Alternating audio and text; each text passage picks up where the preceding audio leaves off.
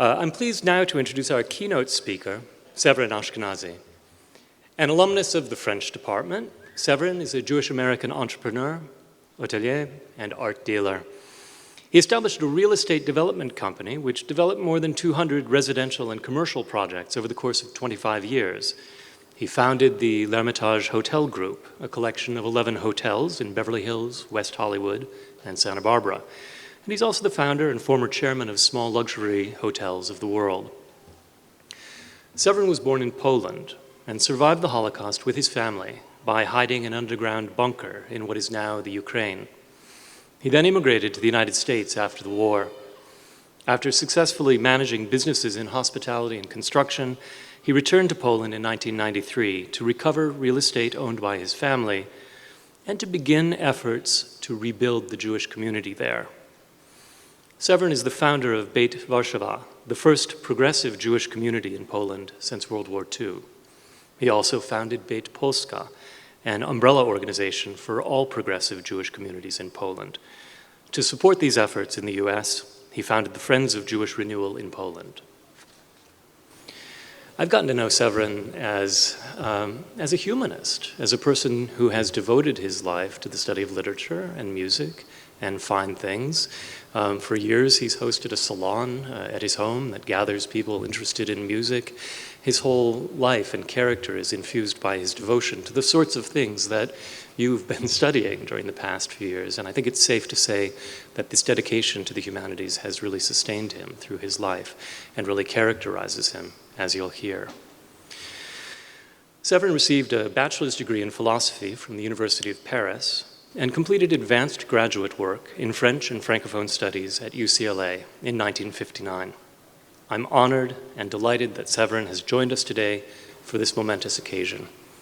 Please join me in welcoming Severyn Ashkenazy.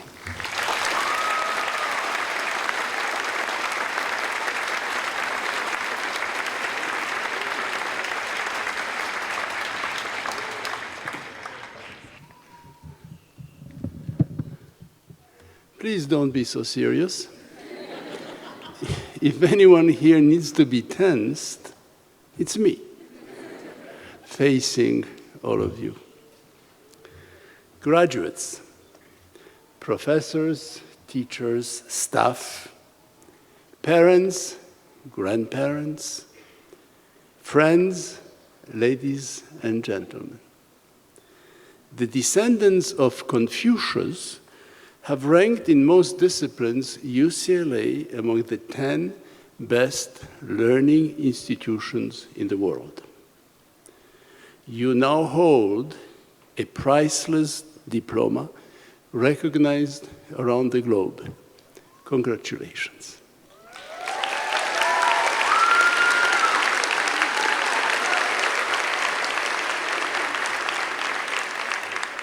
Graduates, please remain seated. May I ask everyone else to stand up and applaud the heroes of today, you.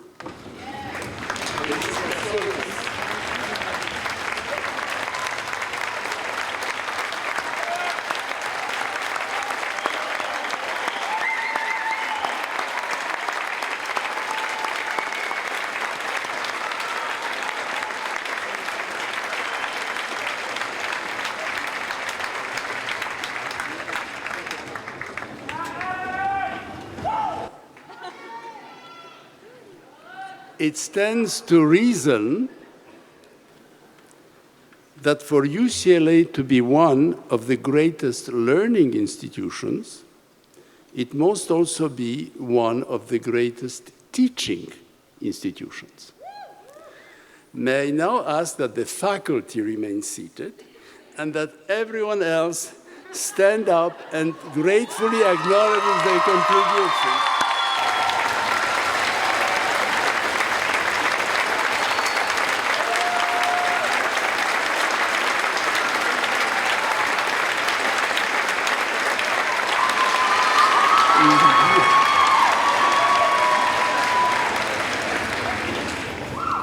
Thank you, professors. Thank you, teachers. Thank you, staff. Your devotion is greatly, greatly appreciated. You are the heroes of yesterday and of tomorrow. They are the heroes of today.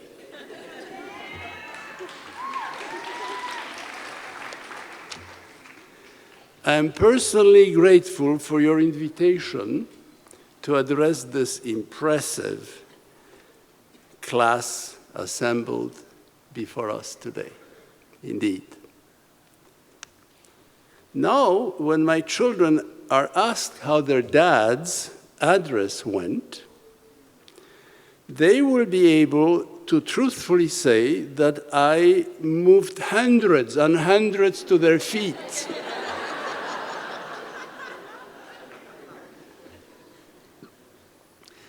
The last time I found myself on this stage was some 55 years ago when I sang as a member of the opera workshop the role of Mr. Ford in Verdi's opera Falstaff. Reflecting on my years at UCLA, I have always known that these were some of the best years of my life. It is here that I met and befriended many of the greatest minds and talents, and not only of my generation.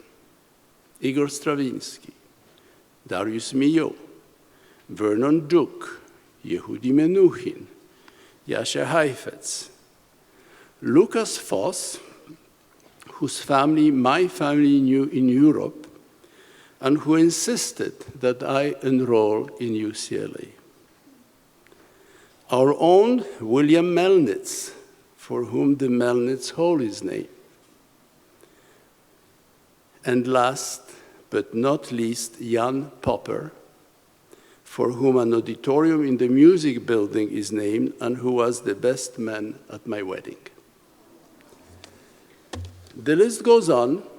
I remember many others, especially my wonderful professors and mentors. I also fondly remember many of my fellow students who went on to enrich this world. They have always been part of my life. I will remain ensconced in my memory forever. I trust that most of you on this campus have rubbed elbows with genius, and that some of that genius has rubbed off on you.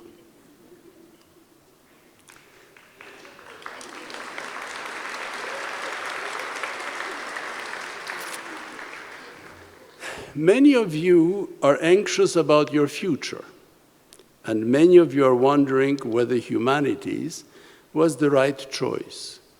Let me assure you, it was. You are uniquely prepared to better analyze and understand, to feel deeper, to grasp faster, to enjoy more intensely, to easier unearth the hidden. The statistician, in the short term, may make a better living. You, on the other hand, will have a better and a more interesting life.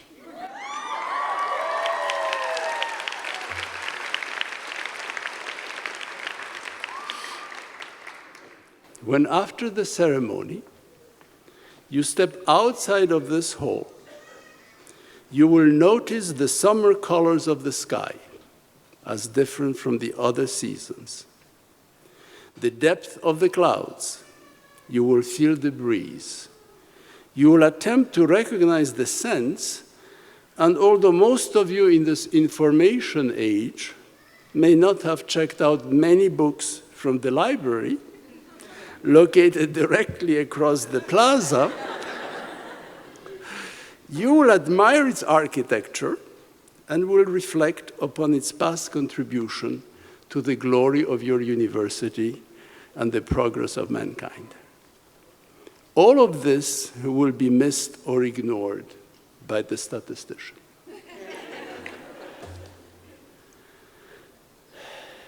When you stand in front of a work of art, let us say an oil, You are uniquely prepared to notice the brush strokes, the colors, the composition, the artist's intentions. The statistician, on the other hand, will concentrate on its monetary value. For some of you, today means goodbye to the university and hello to the workplace. For others, it may be the beginning of graduate studies. In either case, you will want to stay in touch with your university, with your alma mater. Join the Alumni Association, volunteer, try to give a little back to this institution which gave you so much. Graduates, you have now joined the intellectual elite of the world.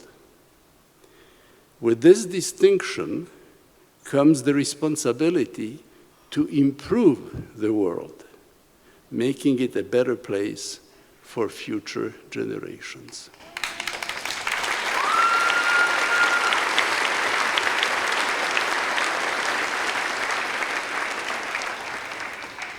My generation's failures fall now on your shoulders. I have 3 sons and 2 grandsons. I also have 3 daughters and 2 granddaughters. I feel uneasy leaving this world knowing that the women will have a harder time supporting themselves. It is not right that women should earn less, up to 1/3 less, than men for doing the same work.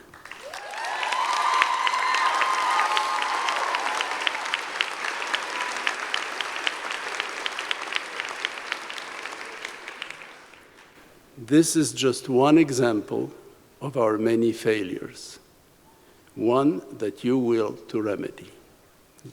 need to remedy. Now that you're older, you will be pulled in many directions. And the following is the advice I want to impart onto you. Bullying is not limited to children. Young bullies grow up to be old bullies. Throughout life, you will find boorishness, vulgarity, disrespect, and intimidation. Ignore it. We are never less. We are never less because someone else wants to be more.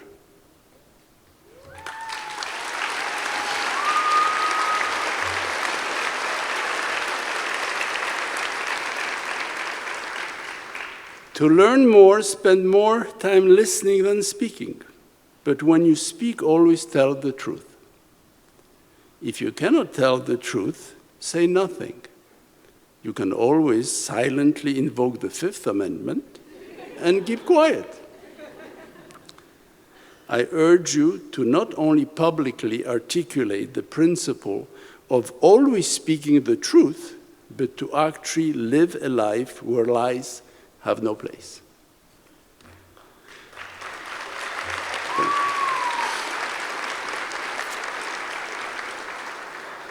I urge you to always be guided by decency. Now, what is decency? In different worlds, in different cultures, at different times, the concept of decency may have been different.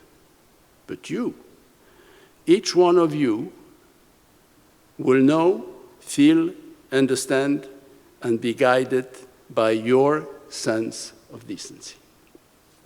To give you some guidance, think of clean food. What clean organic food is to the body, decency is to the soul, the heart, and the mind. It allows for a restful night of sleep and the satisfaction of knowing that you have done the right thing.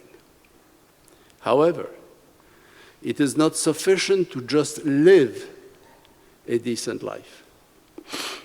You must also battle and vehemently oppose evil and corruption. You should always try to right a wrong. And as Edmund Burke, an English philosopher, wrote some 200 years ago, all is necessary for the triumph of evil is that decent people do nothing. When you reach my age, you do not want to look back and realize that you were a very decent person who did nothing. Corruption is the rust of society. It stands in the way of progress and justice. Fight it. And please do not say or think that you are too insignificant or too unimportant or too busy or whatever. Remember what the Dalai Lama said. If you think you are too small to make a difference, try sleeping with a mosquito.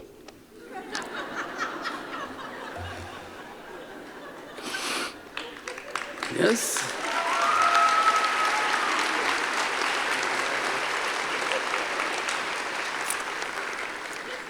As a graduate of UCLA, as an honest person who speaks the truth, as a decent human being who guards against dishonesty, you are one in 1,000, sought after and trusted by employers. You are the cream of the crop. And you yourself may one day become an employer of choice. At this time, I also want to urge you to keep a sense of humor. In moments of conflict or despair, humor is the best place of refuge. Laugh when others choose anger. My good friend Norman Cousins discovered the healing powers of laughter and lectured about it here, right here at UCLA. He survived a dreadful disease thanks to humor and laughter. Years later, he died from cardiac arrest a few hundred feet from here at the Westwood Marquis Hotel while lunching with a mutual friend. He practiced what he preached and died the way he lived, with a smile on his face. Some 30 years ago, Pebbles Wadsworth, please excuse me.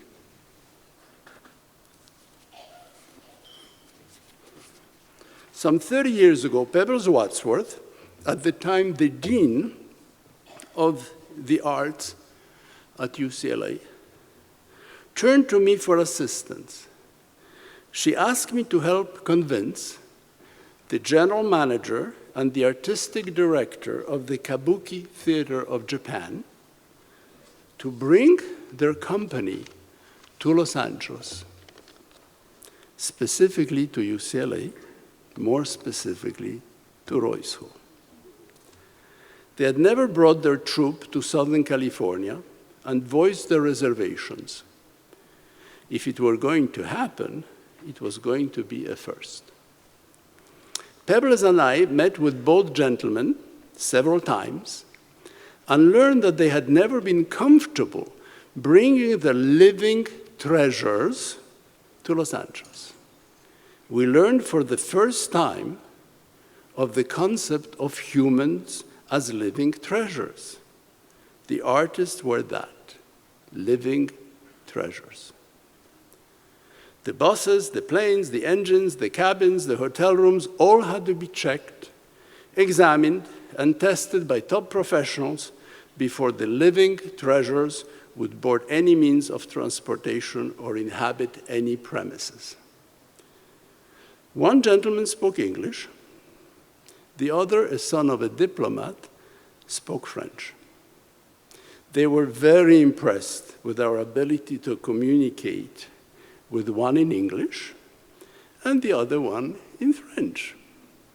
It became easier to convince them that we would be good, civilized partners, and a year or so later, they performed right here on the stage with Pebbles and myself in the audience.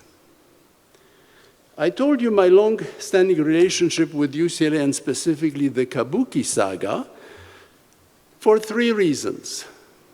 First, because we were linguists and were educated in the humanities, we had a better understanding of the issues and could help dissolve their reservations and solve their problems.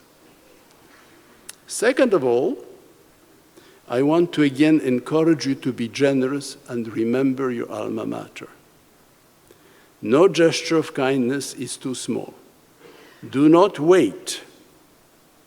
Do not wait to give of yourselves without being able to think or look at yourselves every day with a measure of satisfaction for having done a good deed, having changed someone's life for the better, having had a positive influence, or helped make someone's burden a little lighter. Waiting is a waste of a life. And finally, I wanted to explain to you the concept of living treasures. Today, graduates, your professors, your parents, your friends, and I want to tell you that you are our tomorrow, our hope, maybe this world's salvation. And all of you as a group, and each one of you individually, you are our living treasures. Thank you very much.